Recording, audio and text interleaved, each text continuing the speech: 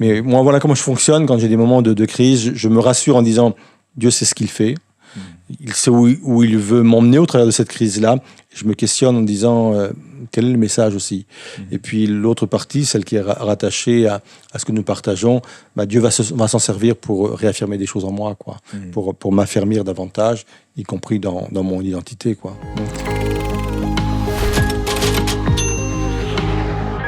Bonsoir, on est heureux de vous accueillir pour cette émission ELM en question et je suis accompagné de Daniel. Bonsoir Sam. Bonsoir Daniel. Ça se passe bien ? Très bien, et toi ? Super. On est dans une belle série, là. Ouais. On se pose des questions. C'est ça. Qui es-tu ? Faut répondre les bonnes réponses, quoi. C'est ça. Ouais. Bon, tu te décris à chaque fois, tu donnes ton état civil à chaque fois. On va pas le redemander cette fois-ci. Non. Mais effectivement, on est sur la question de l'identité. Et c'est une question très importante. Qui est, j'allais dire, même complexe, parce qu'on est des êtres un peu plus complexes que juste un nom ou une profession. Et c'est important de pouvoir creuser ces questions-là. D'ailleurs, j'ai toujours aimé cette citation de Blaise Pascal qui était pour mieux se connaître, il faut mieux connaître Jésus.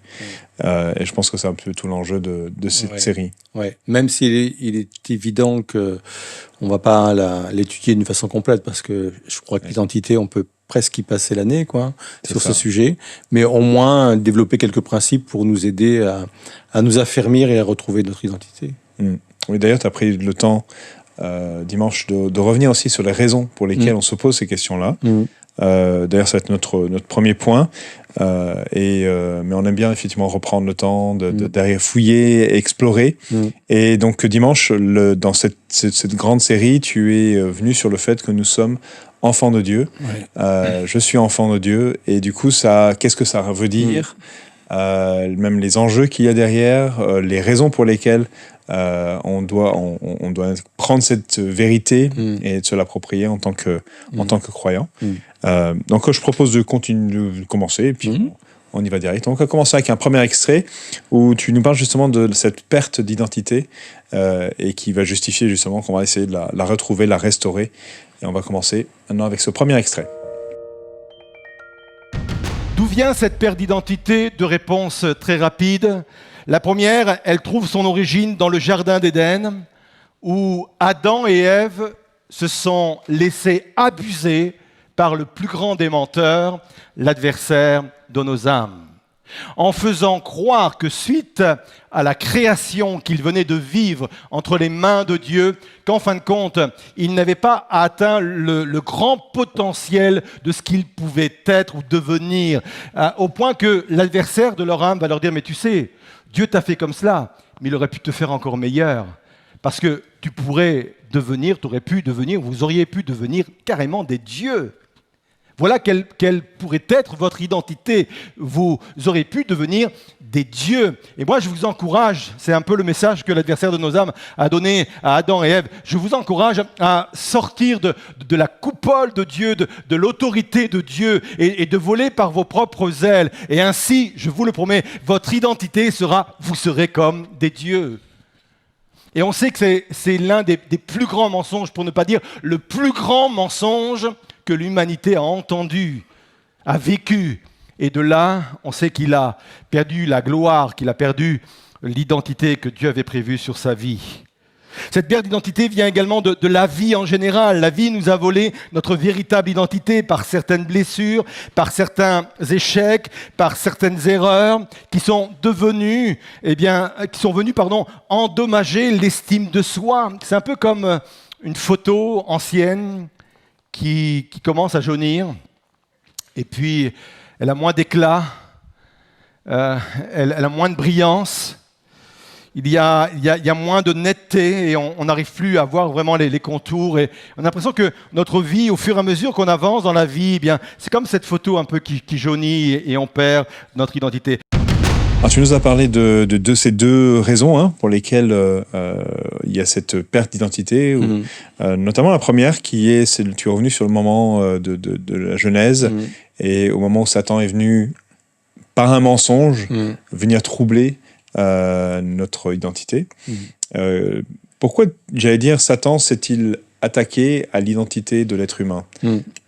Je pense pour la raison simple que la Bible dit que Dieu nous a créés à son image, en fin de compte. Donc ça veut dire que Dieu a mis en nous, dès l'origine, beaucoup de choses qui lui appartiennent. Et ça fait partie de l'identité, ça. Et comme il est le voleur, la Bible dit qu'il vient pour voler, pour dérober, pour détruire, et qu'il ne veut plus voir l'image de Dieu, en fin de compte, en nous, parce qu'il y a un vrai combat entre Dieu et lui, entre le ciel et les ténèbres. Et ça, on revient à l'origine, on en avait parlé il y a 8 jours, sur le fait que Satan a été aussi rejeté du ciel. Donc depuis ce jour-là, il y a un combat terrible à l'égard de Dieu, à l'égard de Jésus. Et tout ce qui est l'image de Dieu, il faut le retirer quelque part, quoi. C'est pour ça aussi qu'il s'applique à détruire aussi la nature, la création, parce que la Bible dit que même au travers de la création, on peut voir Dieu, quoi. On peut contempler Dieu. Donc le but, c'est ça, c'est je veux retirer toute l'image de Dieu. Et en attaquant notre identité, parce que Dieu nous a créés à son image, il retire de nous l'image que Dieu a mis en nous. C'est pour cela qu'il le fait avec autant d'ardeur. Et là, donc, on parlait du début. Oui.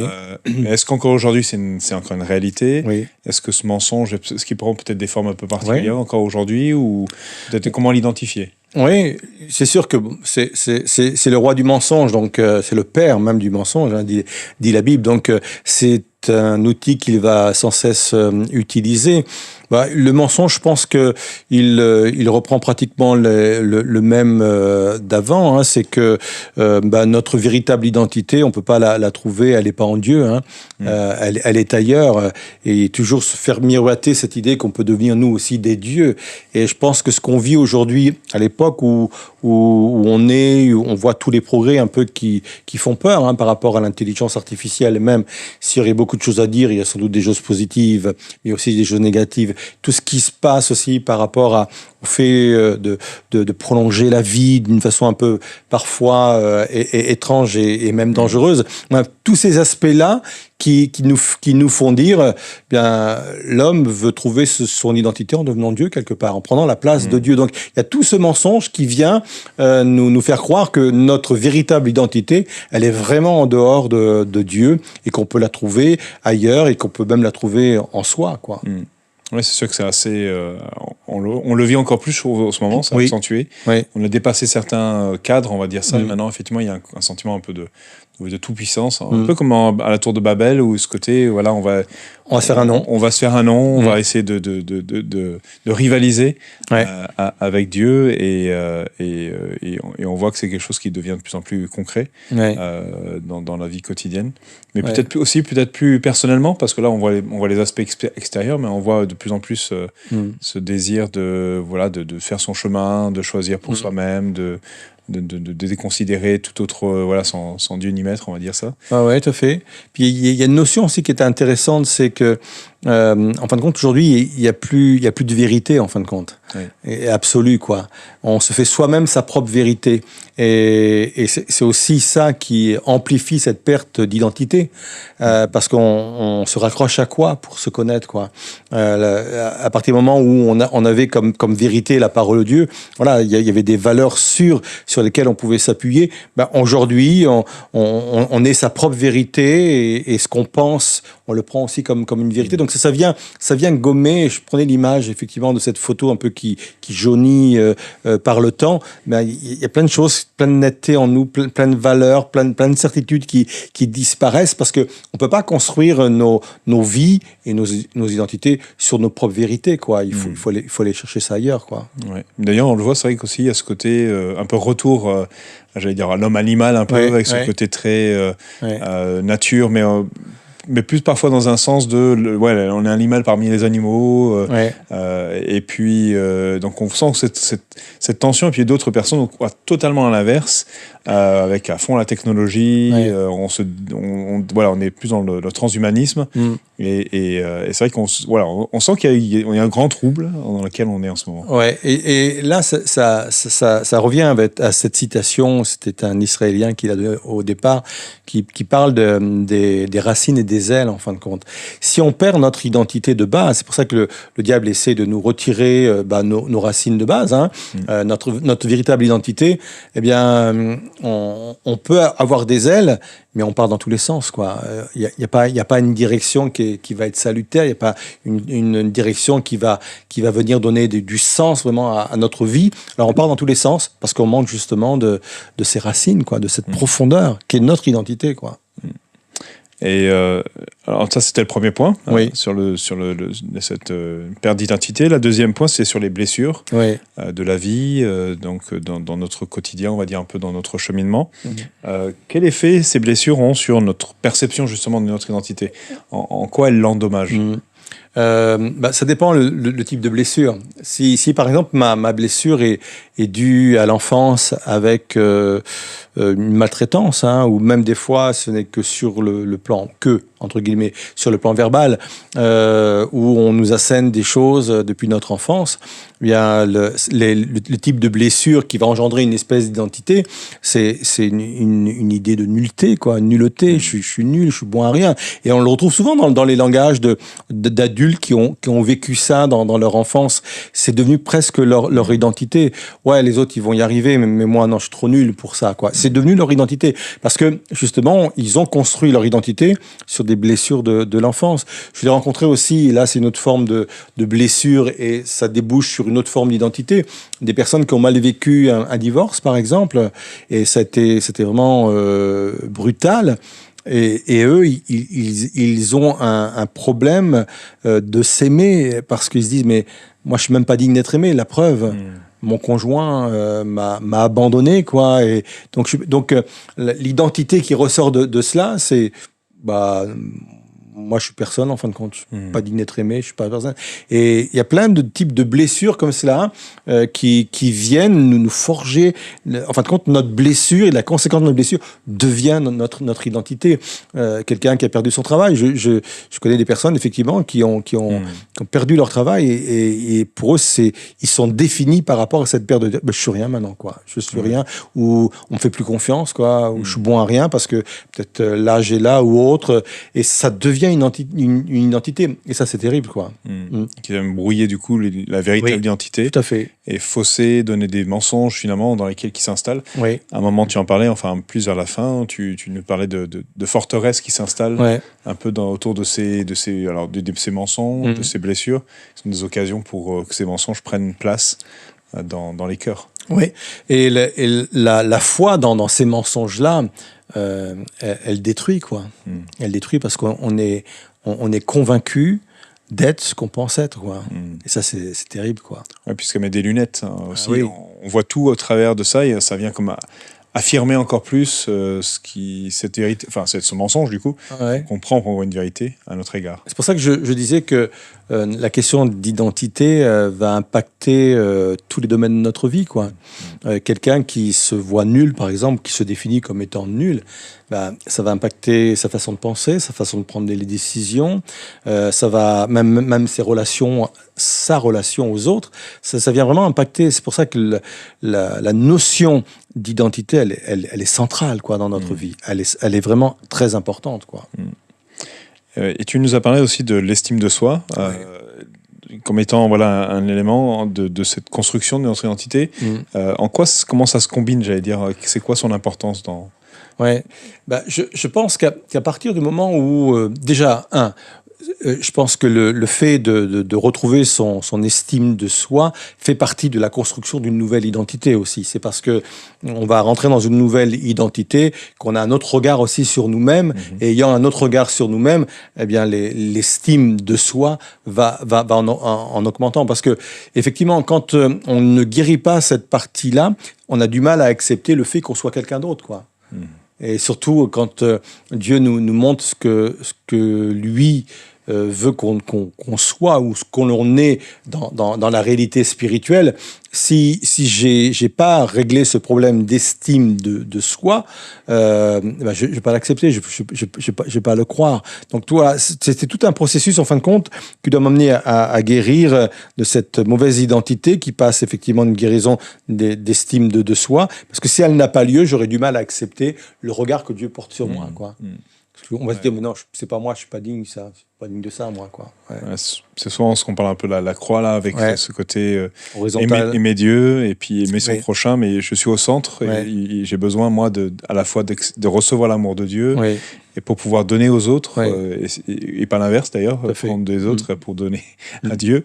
Et c'est, là, effectivement, l'estime de soi, alors, autant faut-elle qu'elle soit bien placée. Tout à fait.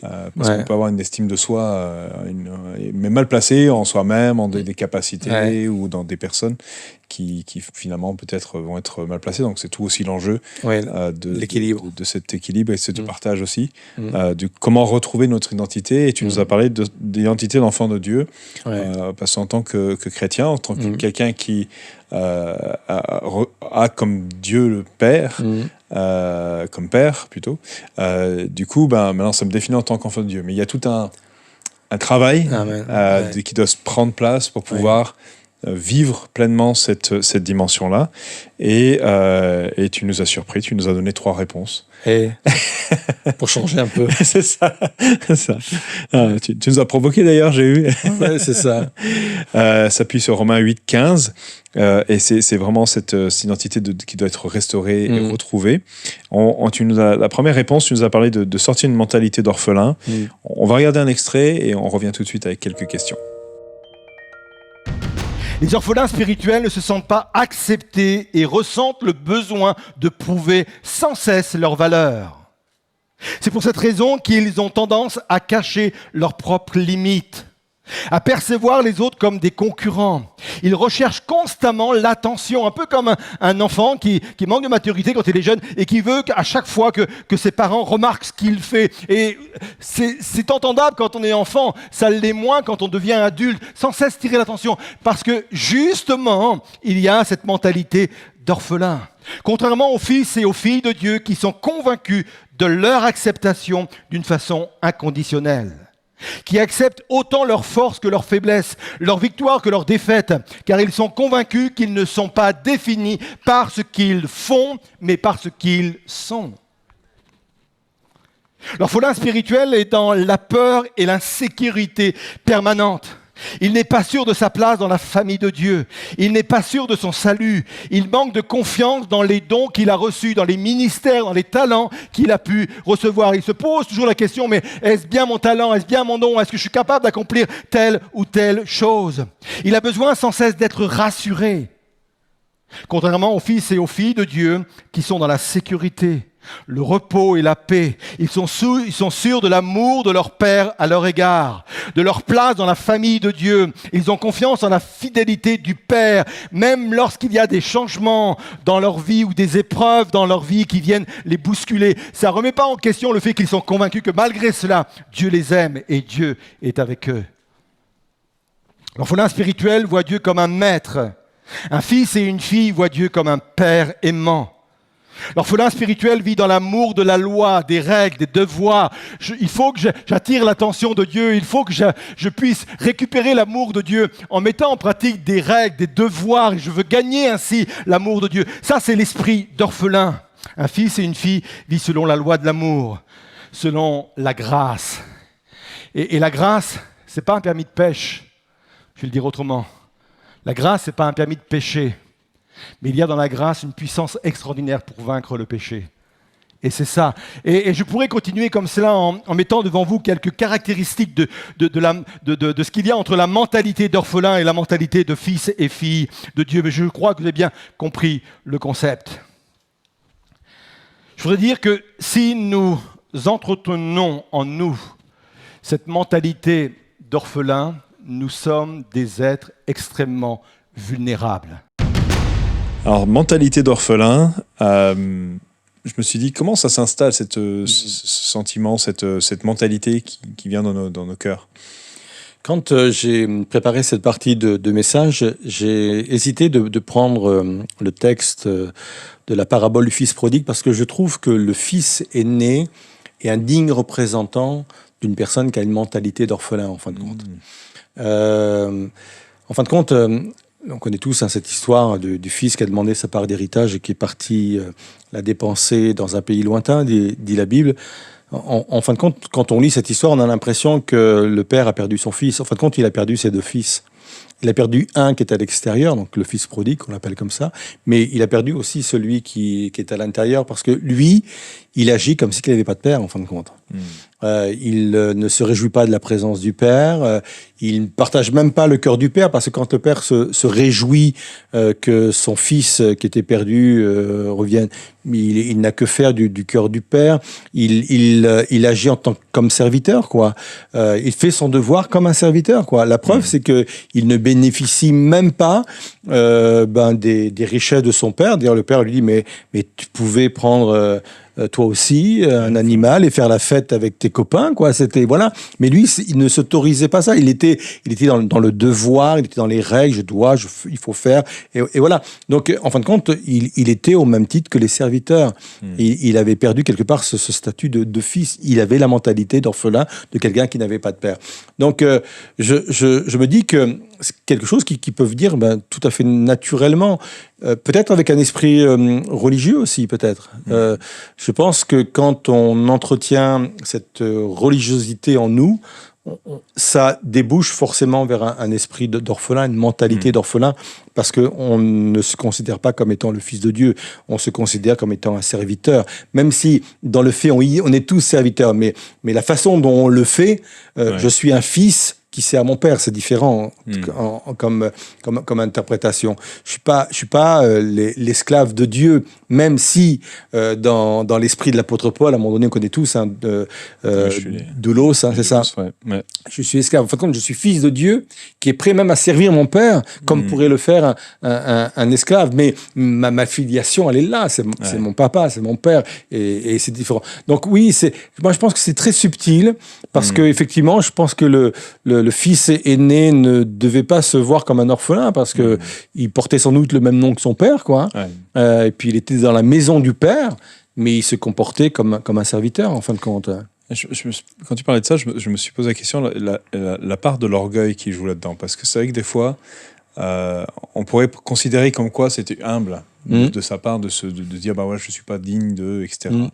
Mais des fois, c'est vrai qu'on se rend compte que parfois c'est notre orgueil qui fait que on dit ben non, je veux pas dépendre du Père. Je veux être mon propre Dieu, pour reprendre un peu mon propre maître. Et du coup, de le faire par moi-même, mais pas avec ce côté de dépendance. Parce qu'il y a un côté dépendant en tant qu'enfant vis-à-vis du père. Tout à fait. Et puis de l'orgueil par rapport au frère qui était parti, parce que en lui-même, il se disait, moi je suis pas comme lui, moi je suis quand même mieux que lui. Donc et il devait le prouver, la preuve, moi je suis mieux que lui, quoi, parce qu'il faisait. Donc effectivement, la part d'orgueil est très important, et peut-être que l'orgueil, effectivement, est une des portes d'entrée pour nous emmener vers cette mentalité d'orphelin, quoi. Parce qu'il y a cette idée, effectivement, de s'affranchir d'une relation qui n'est pas calculée, quoi. Une relation d'enfant avec son père, il n'y a pas de calcul, quoi. Et puis il y a tous les aspects qui viennent autour. Je pense aux pharisiens que Jésus confrontait.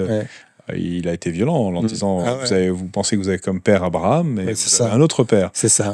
qui est le père de mensonge, justement. Donc, vous vous trompez vous-même en reconnaissant pas qui vous êtes, ou du moins qui je suis. Et du coup, cet aspect-là. Donc, c'est vrai que il y a toute une dimension, peut-être, là aussi, effectivement, de dire je suis pas relié à Dieu, finalement, je suis mon propre... Et du coup, effectivement, on essaie de gagner les faveurs de Dieu. C'est différent. Et puis, j'ai lu quelque chose sur le sujet qui était intéressant aussi par rapport au fils prodigue. À un moment donné, le fils revient et l'aîné lui reproche qu'il a distribué, qu'il a dépensé tous ses biens avec des prostituées. Je lisais quelque chose, je n'avais jamais vu ça sous cet angle, et le commentateur disait, en fin de compte, le fils qui est resté, il reproche à son frère ce que lui aurait aimé faire ou ce qu'il aurait fait s'il avait été dans la même position. Et quelque part, on se convainc, on a les mêmes attirances, on a les mêmes tentations, mais on se convainc que nous, on est mieux parce que nous, on ne l'a pas fait. Mais si on avait été dans la même condition, peut-être qu'on aurait fait la même chose. C'est pour ça qu'il faut se garder de juger ce qui peut-être vont plus loin que nous-mêmes, quoi, dans certains défauts. Et j'ai bien aimé ce parallèle. C'est intéressant. Ouais, c'est très intéressant parce que effectivement, ça vient renforcer toujours cet esprit d'orphelin. Je le fais pour d'autres raisons, en fin de compte. Je me garde même du péché pour d'autres raisons. C'est ça. Et c'est pas des bonnes raisons en soi. Ouais, c'est l'autojustification. Ah oui, tout à fait. Dire, moi, je suis pas si mal finalement. Ouais, moi, je suis bien, moi. Moi, je suis bien, moi. Il y a quelque chose qui m'a interpellé. Tu nous as parlé de la proclamation. Hein, on le fait souvent, et dans la louange, etc. Il y a des chants qu'on proclame, etc. Et c'est vrai que souvent, comme tu l'as dit, c'est pas suffisant pour renverser une mentalité. Qu'est-ce qui manque? Qu'est-ce qui ferait que on ne dit pas qu'il faut pas le faire, mais non, ce que je disais surtout, c'était que ça veut rien dire en fin de compte de proclamer ces choses-là, parce qu'on peut les proclamer et puis vivre l'inverse à l'intérieur. C'était ça mon approche de ce point-là, parce que oui, c'est facile effectivement de chanter je suis enfant de Dieu, et on le voit avec conviction, et puis être confronté à l'intérieur à des contradictions, quoi. J'en ai cité quelques-unes là dans le message. Donc ne nous contentons pas des proclamations comme cela ouvertes, mais analysons davantage nos cœurs pour savoir si au fond de moi-même je suis vraiment enfant de Dieu. Je pense qu'il ne faut pas s'arrêter à nos proclamations. Il faut à un moment donné aller piocher, creuser en disant t'es sûr que tu le comprends comme ça, t'es vraiment enfant de Dieu, t'as pas des combats que tu dois encore reporter dans ce domaine-là, parler de la mentalité d'orphelin, mais d'autres encore. Et c'était ça l'idée. Mais une fois effectivement qu'on comprend la nécessité d'être enfant de Dieu, et parce que nous le sommes réellement. Et là, la proclamation prend une autre dimension, prend un autre sens. Et là, la proclamation a du sens. Ouais. Et donc du coup, on pourrait dire, mais alors du coup, est-ce que Dieu il est indifférent à nos actions? Est-ce que c'est, alors j'en doute, hein, juste pour provoquer, mais c'est pour pousser un petit peu plus loin, parce que des fois on se dit, alors du coup, que je sois bon, moins bon, que je fasse quelque chose de bien ou de moins bien, Dieu de toute façon il m'aime, donc je suis son fils, ou sa fille. Non, et c'est après ce que Dieu voit, ce sont les mobiles. Pourquoi je fais les choses, quoi. Et en fin de compte, les mobiles disent beaucoup de choses en fin de compte de notre identité, quoi. Nos mobiles. Je pense que ce sont nos mobiles. Pourquoi je fais ça en fin de compte? On parlait du fils aîné, mais pourquoi je sers Dieu? Parce qu'il y a servir et servir Dieu. Et c'est pour ça que quand, à la fin des temps, il est question du tribunal de Christ, donc ce sont pour les croyants. Et c'est pas un tribunal pour savoir qui sera sauvé ou pas sauvé. Si on est devant le tribunal de Christ, ouf, on est sauvé. Mais c'est pour, en fin de compte, tester les mobiles, les motivations qui nous ont poussés à faire certaines œuvres, quoi. Et si on n'a pas eu les bons mobiles ou les bonnes motivations, comme dit l'Écriture, il restera rien, en fin de compte, de toutes nos œuvres, quoi. Donc, ce qui est très important, c'est pourquoi je fais les choses. Donc oui, ce que je fais est très important, parce que Dieu demande aussi des actions, mais pourquoi je le fais? Pourquoi je le fais? Si je le fais pour gagner mon salut, ou gagner l'attention de Dieu, ou mériter que Dieu me donne ou exauce ma prière, c'est du temps perdu quelque part, parce que c'est pas une bonne base, quoi. Donc il faut interroger régulièrement, effectivement, ces mobiles. Et c'est vrai que même par rapport à, je pense, à la notion de joie, la notion de s'épanouir aussi, hein. Je pense au fils aîné là qui était dans cette dimension-là, de dire je me restreins. C'est vrai qu'il y a aussi ce côté-là de jouir de cette relation avec Dieu. Il y a un aspect aussi que tu as partagé, c'était sur la notion de grâce. Alors tu l'as utilisé plus comme quoi que c'était pas un permis de pêche. Un permis de pêche, voilà, c'est ça. Un permis de pêcher. Je me suis posé la question, c'est quoi pourquoi la grâce joue ce rôle-là de nous faire sortir de cette mentalité d'orphelin? Parce que en fin de compte, quand on saisit la dimension de la grâce, on s'aperçoit qu'on ne peut pas se changer par nous-mêmes. Même si Dieu attend de nous une disposition de cœur, même si Dieu attend de nous certaines choses, mais on sait que sans la grâce, même si je produis les certaines choses que Dieu attend de moi, ça va rien produire de bon, quoi. Effectivement, j'ai ma part à faire, mais je dois le faire dans la dimension de la grâce. Si je ne le fais pas dans la dimension de la grâce, c'est peine perdue, quoi. C'est peine perdue. Donc oui, la grâce, elle est indispensable. Comprendre que je peux changer par grâce, mais ça, pas sur la base de mérite, mais parce que Dieu a déjà accompli des choses pour moi, et saisir par la foi. Et peut-être que oui, ça demandera de la résistance, ça c'est ma part à moi, résister à certaines choses. Mais c'est surtout pas par rapport à ma résistance que je vais réussir à avoir quoi que ce soit. C'est parce que Dieu a pourvu pour moi, et c'est ça la notion de la grâce.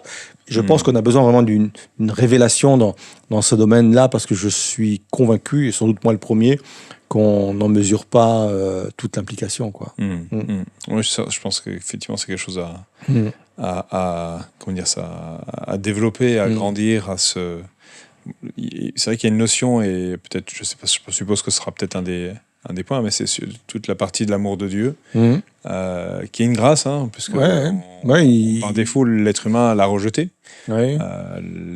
éloigné de Dieu, et de voir comment tout ce que Dieu a fait par Jésus pour nous rattraper, nous prendre, et de prouver cet amour pour nous rétablir en tant que dans cette position.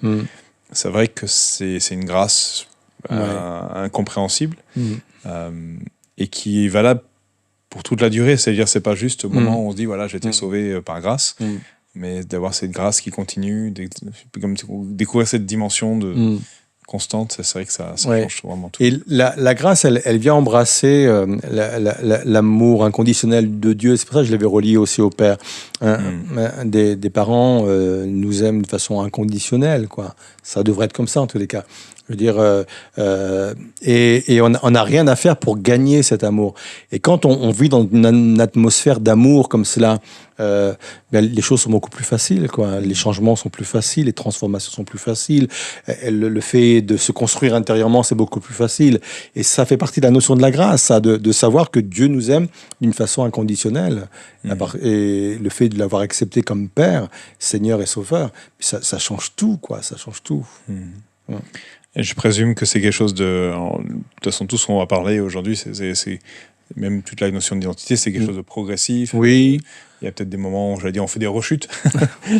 Oui, il y a des moments où il y a des doutes. Certains aspects. Il peut y avoir des moments, on en parlera juste après d'ailleurs, c'est les moments de crise. C'est des moments où on pourrait dire ça va, puis tout d'un coup, c'est comme, on parle souvent des crises de la quarantaine, de crises de moments. Il y a des moments où il y a comme des moments où on doit aller plus loin, où ça vient nous creuser un petit peu plus profondément. Oui, tout à fait.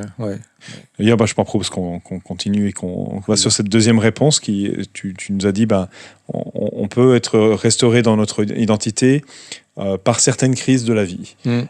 Et on va regarder ça. Tu as commencé d'ailleurs à parler d'une prédicatrice qui s'appelle Helen Calder, qui est une Australienne, et qui a fait face à une crise dans sa vie chrétienne et pastorale. Et on commence avec sa citation, et puis après avec quelques éléments. Donc on regarde ça en vidéo maintenant. Et elle a posé cette question. Es-tu le Dieu que je crains que tu ne sois, un maître de corvée dont je ne pourrai jamais gagner l'approbation, ou le Père que j'ai désiré, un Dieu de grâce et de joie? Cette crise, cette épreuve terrible l'a amené au fond du trou, l'a emmené à un épuisement total au point d'arrêter son ministère, au point de dire j'arrête tout. Et ça l'a amené à poser cette question, mais quel Dieu es-tu pour moi? Quel Dieu je suis véritablement en train de servir? Et en se posant ces deux questions, quand vous lisez le témoignage, on s'aperçoit qu'elle a renoué avec une autre compréhension de qui est Dieu. Dieu comme étant un Père. Dieu utilise chaque crise pour me repositionner dans mon identité. Plusieurs personnes dans la Bible ont posé cette question, qui suis-je? Alors qu'ils étaient dans des moments compliqués, dans des moments de troubles. Je pense notamment à Moïse. Moïse a vécu 40 ans dans le désert.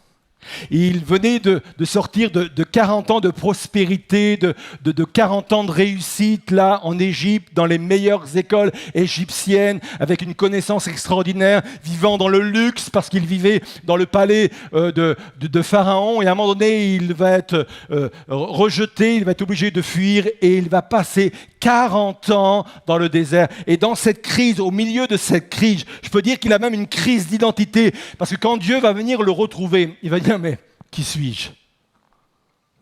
Qui suis-je? Et au milieu de cette crise, Dieu va lui redonner son identité. Vous savez de quelle façon? En lui donnant un bâton. Le bâton, c'est le symbole du berger, mais plus que ça. Le bâton, c'est le symbole du leadership. Dieu lui dit, ton identité, c'est que tu es un leader. Vous savez, comme il y a un sceptre sous forme d'un bâton, qui est une preuve d'autorité, qui est un modèle d'autorité, qui est un signe d'autorité, Dieu, en donnant à Moïse ce bâton, il répond à sa question quand il pose « Mais qui suis-je » Il dit « Tu es un leader ». Et cette identité, il l'a retrouvée au sein même de sa crise, au sein même de son épreuve.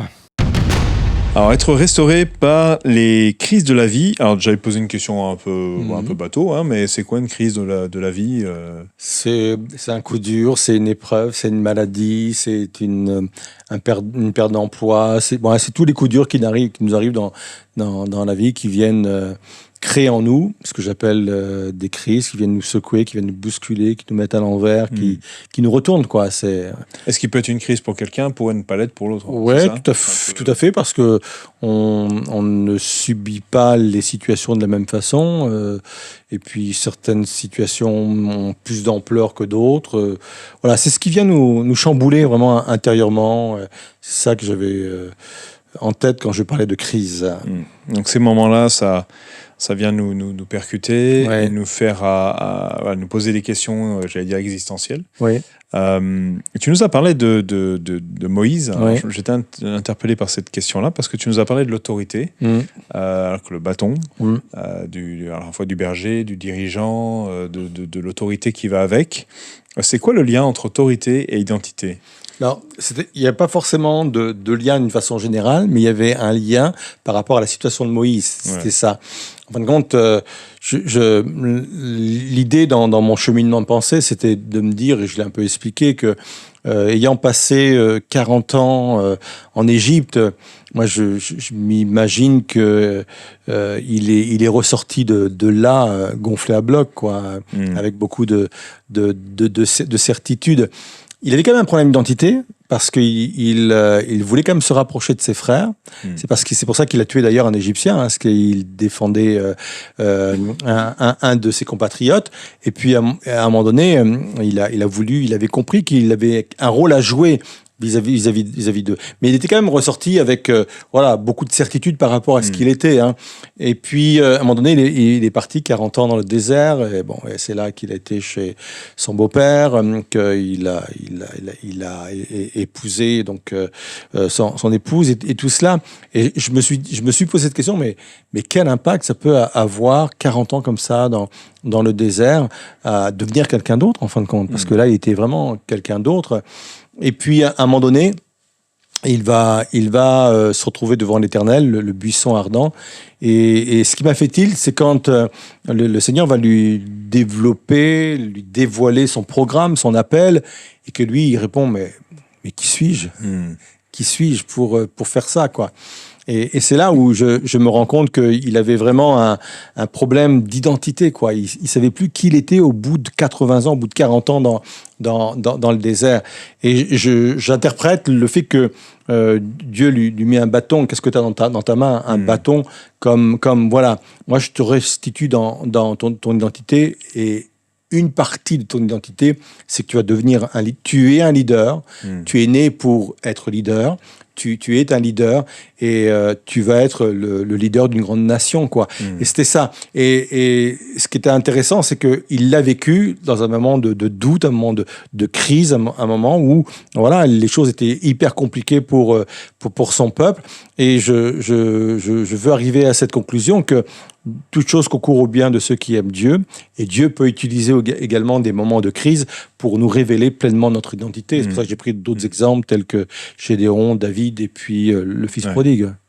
Ouais, en même temps, je me suis dit que c'était intéressant cette notion d'autorité parce que quand on parle de quand on est en Christ, on parle souvent aussi de l'autorité de Christ qui d'ailleurs même la façon dont lui-même s'est abaissé a été relevé et l'autorité qu'il a reçue en conséquence. Il y a peut-être aussi un côté où ce que nous sommes nous donne aussi cette autorité d'une certaine façon là je pense aussi en tant qu'enfant de Dieu. C'est vrai qu'il y avait une porte qui aurait pu être ouverte dans ce sens-là et elle est très juste. Hein. Elle est très juste parce que notre autorité fait partie aussi de notre identité, effectivement. Et il y a un livre dans le Nouveau Testament qui est vraiment centré sur l'identité, c'est l'Épître aux Éphésiens. Parce que on voit toute l'apôtre Paul décrit qui nous sommes devenus en Christ. Vous êtes bénis de toute bénédiction en Christ, etc. Et puis il développe tout ce qu'on est, et même à un moment donné, il dit même enfant de Dieu, etc. Et en fin de compte, effectivement, à un moment donné, il dit vous êtes assis dans les lieux célestes avec Christ. Donc quelque part, l'autorité fait partie de notre identité, quoi. Qu'on a reçu, que Dieu nous avait donné dès la création. D'ailleurs, on le voit bien hein, quand il donne l'autorité sur toute la création, il devait gouverner et retrouver cette autorité qui nous vient de Dieu, bien sûr une autorité qui, elle, n'est pas celle qu'on disait précédemment, je suis un Dieu et je vais devenir un Dieu, mais une autorité déléguée par Dieu. Et là, ça prend une autre dimension. Et peut-être qu'effectivement, tu as entièrement raison, je n'avais pas vu cet aspect-là, mais ça fait partie aussi, effectivement, de notre identité, le fait de retrouver qu'il y a une vraie autorité que Dieu a déposée sur nos vies, quoi. Quand tu en parlais, là, j'étais en train de me dire, mais même dans le fils aîné, il n'osait pas prendre l'autorité, cette autorité qu'il avait du père. Et le père lui dit, mais finalement, tu aurais pu demander, tu aurais pu avoir cette autorité finalement de de te réjouir avec tes amis, etc. Moi, je ne vais pas ouvrir la porte, mais il a ouverte. Mais en plus, il avait l'héritage, quoi. Parce que c'est ça. Le père avait partagé ses biens. Selon la loi, il avait gardé quand même une partie qui devait revenir au fils aîné, en plus. Oui, du coup. Donc, il n'a pas pris autorité même sur ce qu'il avait, quoi, sur de sa position. Donc, effectivement, ça serait intéressant, effectivement, de développer davantage cet aspect d'autorité en lien avec l'identité, oui. Alors, on va revenir sur le temps de crise. Comment agir en temps de crise? Parce que là, comme on le décrit, c'est pas toujours évident. Souvent, les temps de crise, c'est connu justement pour les moments où on est un peu perdu.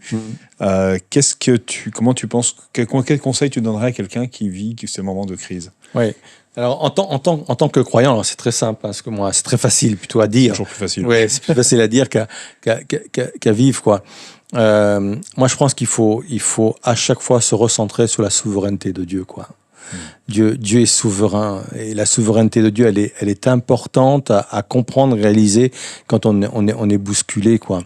Sachant que Dieu reste au contrôle de nos vies, quoi. Alors oui, encore une fois, c'est très facile à dire hein, quand on est bousculé de tous côtés, mais garder cette certitude. Dieu est à la barre, quoi. Dieu, voilà, mon Père est à la barre. C'est lui qui conduit, c'est lui le pilote, quoi. Et s'ancrer en cela, est une force extraordinaire. Et croire que Dieu sait où il veut nous emmener, quoi. Parce qu'il n'y a rien de plus terrible que d'être ballotté sans savoir à quoi ça sert et où on va atterrir et comment ça se fait, quoi. Non seulement il tient la barre, mais il sait où nous emmener, quoi. Donc, cette épreuve, cette crise aura forcément un but. Et puis, se dire aussi que pendant cette crise-là, quelle est la leçon que je dois ressortir, quoi?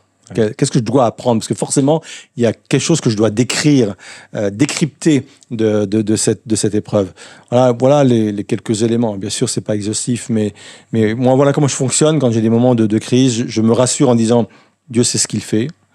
Il sait où il veut m'emmener au travers de cette crise-là. Je me questionne en disant quel est le message aussi. Et puis l'autre partie, celle qui est rattachée à ce que nous partageons, Dieu va s'en servir pour réaffirmer des choses en moi, quoi, pour m'affermir davantage, y compris dans mon identité, quoi.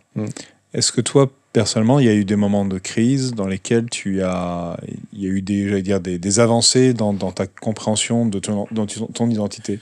Oui, dans l'exercice du ministère, en fin de compte, parce que je ne sais pas comment tu as vécu ton entrée dans le ministère, mais moi, je nourrissais un peu ce syndrome de l'imposteur, quoi.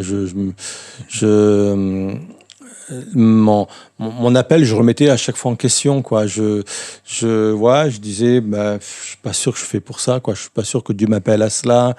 Puis ça venait, etc. Et à chaque fois que je suis passé par des moments de crise à gérer, soit par rapport à des églises, par rapport à des situations, à des confrontations, la façon dont Dieu m'aidait à exercer mon ministère, et d'ailleurs ça me surprenait parce que moi qui me sentais incapable à faire les choses, Dieu me donnait la capacité à gérer telle et telle situation, etc., me renforçait dans mon identité, dans mon appel, en me disant si, tu es serviteur de Dieu, quoi. C'est une identité que j'ai mis longtemps à m'approprier, que j'étais serviteur de Dieu dans le sens de appelé pour ça, quoi. Ministère appelé pour ça. Et plus je me renforçais dans mon identité, que j'étais appelé à cela, plus j'exerçais mon ministère d'une façon beaucoup plus épanouie, beaucoup plus efficace, en fin de compte. Et je pense que mon ministère a vraiment s'est développé au moment où j'étais renforcé dans cette identité. Et encore une fois, les crises successives et les conflits ou les oppositions ou la dureté du ministère a fait que Dieu, à chaque fois, s'en servait pour me renforcer dans mon identité, quoi. Ça me rappelle un peu le moment où, comme Jésus, il venait affirmer qui était Christ, et puis dans ce moment-là de ministère, puisque c'était vraiment un moment clé. Et c'est vrai que du coup, quand on sent que Dieu est avec nous, j'allais dire, c'est vrai que ça installe, ça confirme en nous ce sentiment-là. Comme on dit, on reconnaît un maçon au pied du mur, quoi. Alors c'est quand on est au pied du mur que je suis maçon quand même, parce que les choses se passent comme il devrait se passer. Et c'est toujours bon d'être confronté aux choses, en fin de compte. C'est toujours bon d'être confronté à nos appels, d'être confronté au travail qu'on doit faire, parce que ça doit et ça vient renforcer notre identité, quoi. Ouais, c'est souvent dans l'action, d'ailleurs. Oui, tout à fait. Les choses se confirment. Dans la réflexion, souvent, on est un peu perdu, on peut vite partir droite à gauche. Et quand on est confronté, effectivement, dans l'action, on se dit, ça vient confirmer, on voit les fruits, on sent on s'épanouit, etc. Même s'il peut y avoir des doutes et des craintes, bien sûr. Tout à fait. Mais ça fait partie de ça. En tout cas, merci Daniel pour ce petit témoignage plus personnel, mais aussi toutes les réponses, bien sûr. Et on va s'attaquer à la troisième réponse, qui est où tu nous as parlé qu'il faut avoir le bon type de relation avec Dieu, et bien sûr une relation, paternelle, de filiation avec lui. Et donc, du coup, on va regarder ça en vidéo et on va finir avec ce dernier point.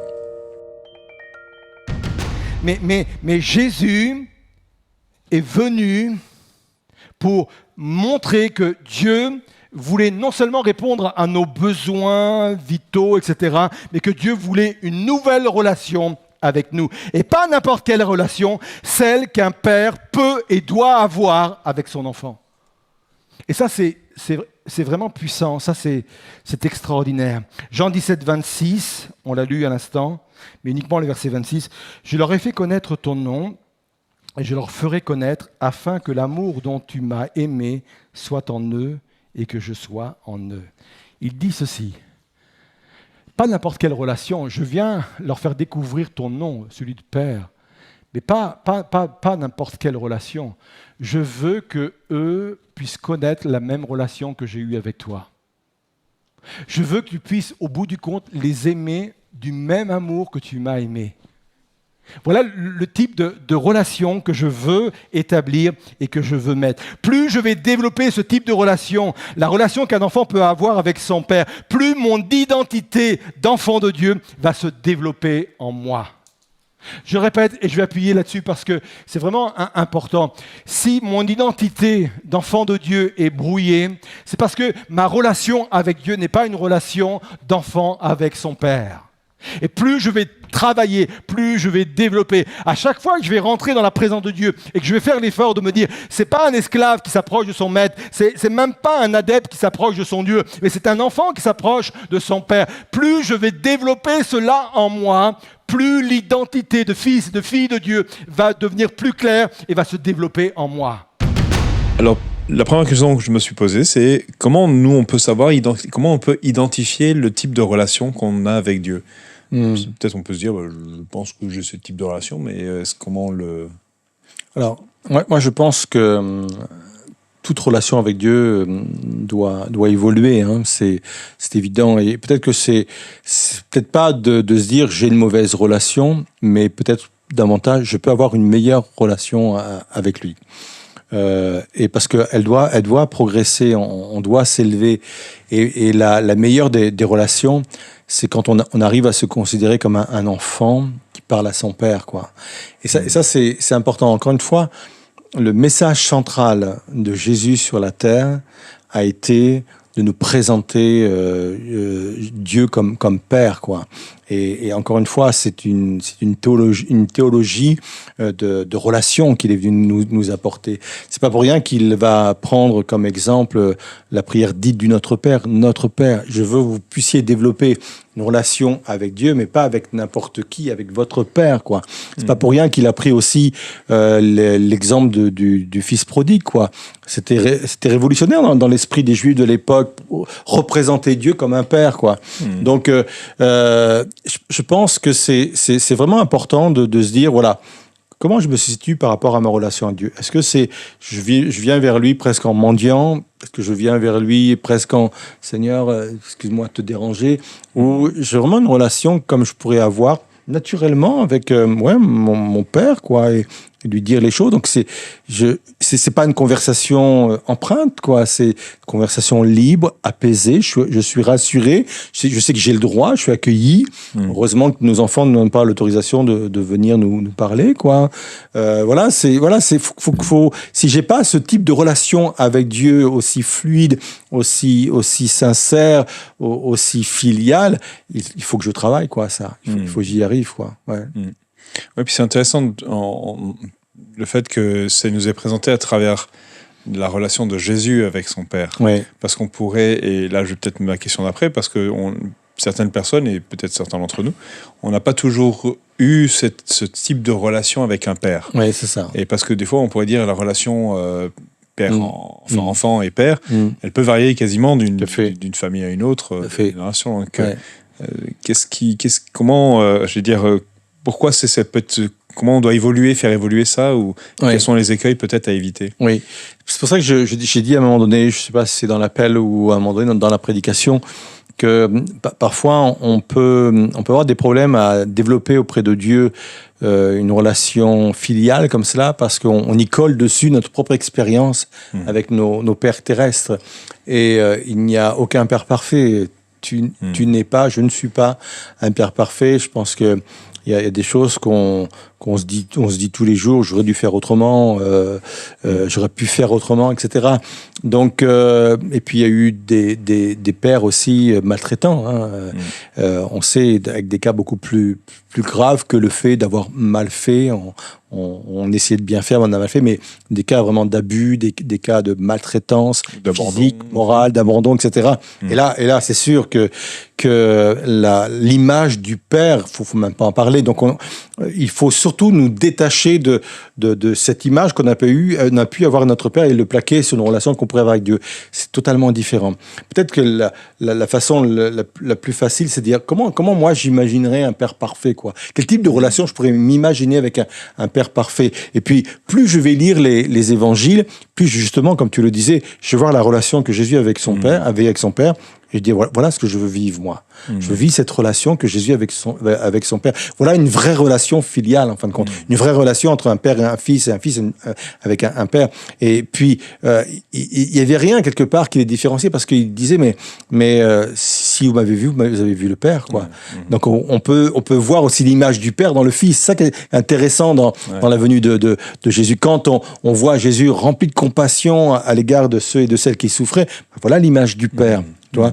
Donc, moi, je pense que le fait de se nourrir des évangiles et de lire ce que Jésus a fait, la relation qu'il a pu entretenir avec son Père, je pense que ça va nourrir en nous l'esprit filial, en fin de compte, que Dieu veut qu'on ait avec lui. Comme je le disais aussi à la fin, et ça c'est fort, pourquoi Abba Père, repris par l'apôtre Paul. C'est parce que tout simplement, il dit, mais vous pouvez aller jusque-là. Jusque-là. C'était un mot qui était réservé, c'est une appellation qui était réservée entre Jésus et son Père, ce nom réservé qui donnait droit à une relation particulière. Ben, il est pour vous aujourd'hui. C'est pas un semblant de père qui veut nous donner ou quelque chose qui ressemble à un père. Non, c'est la même relation, quoi. Et là, franchement, on a besoin que l'Esprit de Dieu nous révèle cette vérité, quoi, parce que ça nous dépasse, là. Ouais, ça c'est sûr. En fait, imaginez Dieu comme un père avec cette proximité, avec cette. C'est vrai que c'est pas si fascinant de relire les évangiles à travers ce prisme-là, de voir toute la relation de Jésus avec son père et avec Dieu, et la façon dont ça s'emprègne jusqu'à la croix. C'est impressionnant. Et puis, ce qui est doublement impressionnant, c'est que Dieu a voulu qu'il en soit ainsi. Et je te disais en introduction, mais il aurait pu se contenter de faire de nous simplement des croyants, comme les autres dieux, hein. Des adeptes, des disciples, tout ce que tu veux. Et ça aurait été bien, quoi, entre guillemets, hein. Mais il a poussé le concept aussi loin que ça. Non. C'est pour ça que quand il est dit Dieu est amour, c'est vraiment dans son essence, quoi. Ça va le chercher au fond de lui-même, quoi. Et le mobile de tout ce qui existe aujourd'hui, c'est son amour, quoi. C'est pour ça qu'il nous a créés et qu'il a créé tout un environnement pour qu'on vive au milieu, qui est la création, hein. C'est l'amour, donc, et un amour, et pas n'importe quel amour, l'amour d'un père envers son fils, quoi, ou sa fille, quoi. Ouais. Est-ce que pour les personnes qui disent j'ai du mal, ou du moins je ne sais pas trop par où commencer pour développer cette relation, ou même créer peut-être cette relation, est-ce que tu aurais quelques conseils supplémentaires que ce que tu as déjà partagé? Alors, comme je le disais, c'est pas simple, c'est pas facile. C'est pour cela que Dieu a mis à notre disposition l'une des armes les plus puissantes, qui est le Saint-Esprit, parce qu'il y a des choses qu'il faut bousculer en nous. Tu parlais des forteresses qu'il faut renverser. Moi, je pense qu'il faut déjà se débarrasser de cette image qu'on pourrait avoir d'un Dieu peut-être punitif, d'un Dieu qui pourrait être lointain, et apprendre à vivre une nouvelle relation avec Dieu, pas par devoir, mais simplement, Seigneur, moi je veux que tu te révèles à moi comme un père. Moi, je crois qu'il faut avoir ce type de conversation avec lui. Et puis, la Bible nous dit que le Saint-Esprit nous a été donné pour ça, quoi.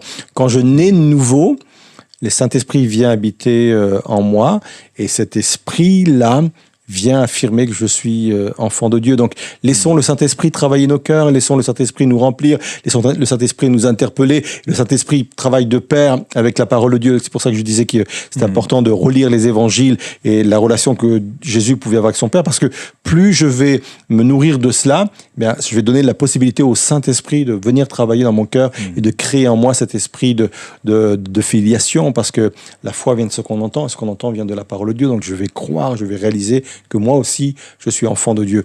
Mais comme beaucoup d'autres vérités, il y a des vérités que je ne peux recevoir que par révélation, quoi. C'est pour ça que je reviens à l'épître aux Éphésiens, qui pour moi est sans doute l'épître qui est le plus concentré peut-être sur l'identité. À un moment donné, l'apôtre Paul va dire mais qu'il illumine les yeux de leur cœur, parce que franchement, si tu viens pas illuminer les yeux de leur cœur, ils peuvent pas comprendre toutes ces réalités que je suis en train d'écrire là et que tu m'as révélées et que j'écris aux Éphésiens, quoi.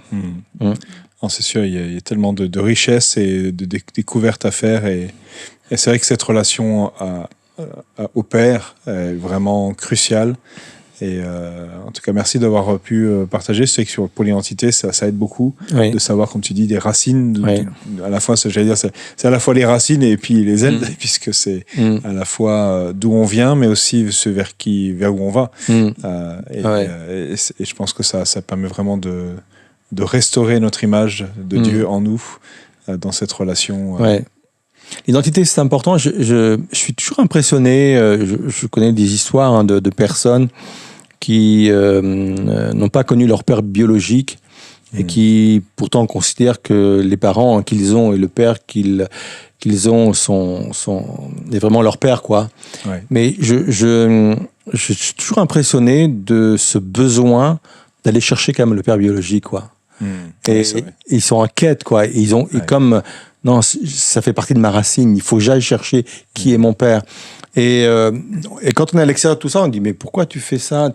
Toi, ceux qui t'ont élevé, voilà, tes véritables parents. Même parfois, on se dit on est mince. Ouais. Mais c'est un besoin que je comprends, hein, parce que je pense que ça fait partie de leur fondation en fin de compte. Et je me dis que si sur le plan humain, il en est de même. Sur le plan spirituel, j'imagine même pas, quoi. Ce besoin d'être ancré, qui est notre Père, quoi. Notre identité, c'est Dieu, quoi. C'est Dieu, c'est Dieu. Ouais, ça vient nous chercher profondément, puis ça vient nous chercher là physiquement, parce qu'on a des traits, on a des choses, on se dit, ça vient, même si on a des personnes autour de nous qui ont joué ce rôle-là, mais il y a quand même des choses qui viennent de nous, et on a envie de savoir. Il y a quelques mois ou années, je sais plus, j'ai vu cette citation sur les réseaux sociaux, je ne sais plus lequel, qui disait « J'ai fait un test ADN, mon père c'est Dieu ». Et je trouvais ça génial parce que effectivement, faisons le test ADN pour voir qui est notre véritable Dieu, quoi. Exact. Ouais. En tout cas, merci Daniel pour cette prédication qu'on peut retrouver en ligne. Donc n'hésitez pas à regarder, re-regarder. C'est tellement de choses précieuses. Et puis peut-être cette émission, si elle vous encourage, peut-être il y a des personnes à qui vous dites ce serait bien qu'ils prennent le temps de découvrir ce que ça va être un enfant de Dieu. Bien sûr, il y a plein d'autres choses qui peuvent être partagées sur ce thème-là, mais notre prière, c'est vraiment que déjà là, vous puissiez commencer à rentrer dans ce processus de votre propre restauration dans votre identité. Et on continue encore dimanche, c'est ça? Oui, je pense encore 2 ou 3 dimanches. Ouais. Super. En tout cas, voilà, il y a une grande. On sait qu'il y a beaucoup de questionnements et beaucoup de choses à débroussailler, j'allais dire, dans ce domaine-là. En tout cas, n'hésitez pas. Et puis revenez sur les autres. Les autres vidéos qui précédentes pour peut-être revenir sur des principes qui ont été partagés. On se donne rendez-vous bien sûr la semaine prochaine pour une prochaine émission, mais aussi vous pouvez nous retrouver bien sûr le dimanche en présentiel pour ceux qui sont dans la région ou même en distanciel, bien sûr. Peu importe, en tout cas, là, on se donne rendez-vous là. Et puis, j'en profite pour remercier toute l'équipe technique qui permet de mettre en place ces moyens pour diffuser cette émission semaine après semaine. Et puis, vous dire on vous souhaite une excellente fin de journée, fin de matinée, peu importe le moment que vous regardez en replay ou en direct ce jeudi soir. Voilà, que Dieu vous bénisse. Et puis, rappelez-vous, nous sommes enfants de Dieu. Au revoir, Daniel. Au revoir, Sam.